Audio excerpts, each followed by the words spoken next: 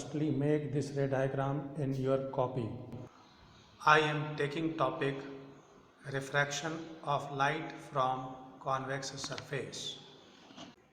So we can see there is a convex surface and this is continuous right side.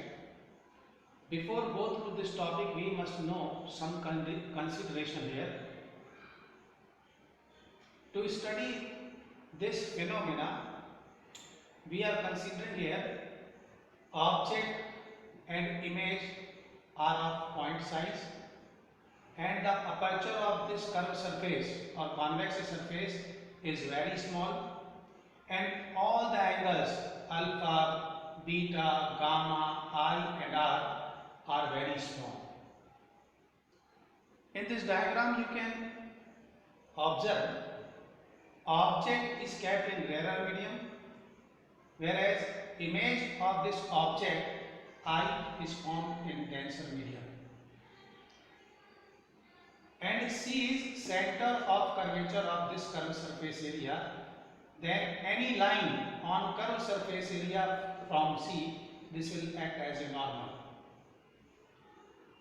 Suppose a light ray from object to incident at point P on convex surface. So at point N, okay. So there will be angle of incidence and now light will travel from rarer medium to denser medium, then it will bend towards the normal, then angle between normal and refracted light ray is angle of refraction R, okay.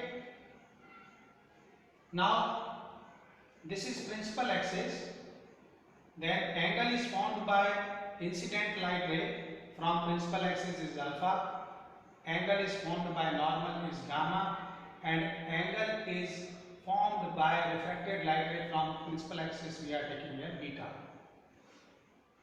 So here we can see light ray travel from rarer medium to denser medium. So by Snell's law we can write mu1 upon mu2 is equal to sin I upon sin R. Since angles are very small, so we can write in place of sin I and sin R, I upon R. From triangle OMC, angle I is exterior angle and these two angles are interior angle. So we can write I is equal to alpha plus gamma. So in place of I we will place alpha plus gamma. Likewise in triangle CMI, gamma is exterior angle and R and beta are interior angle.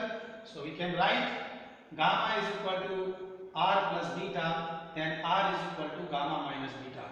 So these two value of I and value of R put in this equation I upon R, okay. So mu1 upon mu2 is equal to alpha plus gamma upon gamma minus beta. By mathematical simplification, we can see here mu1 minus mu2 into gamma is equal to mu2 alpha plus mu1 beta. Since angles are very small, then in place of gamma we can write tan gamma.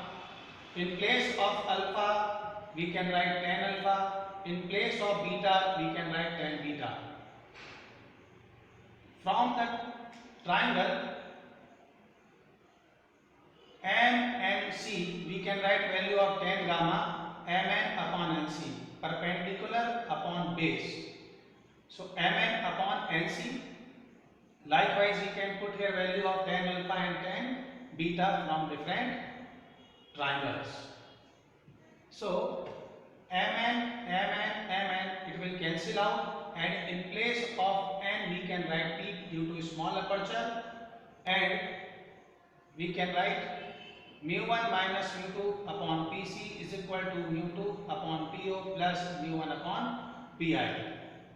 By the sign convention we can see here in place of Pc we can write plus R. This distance is plus R and this distance is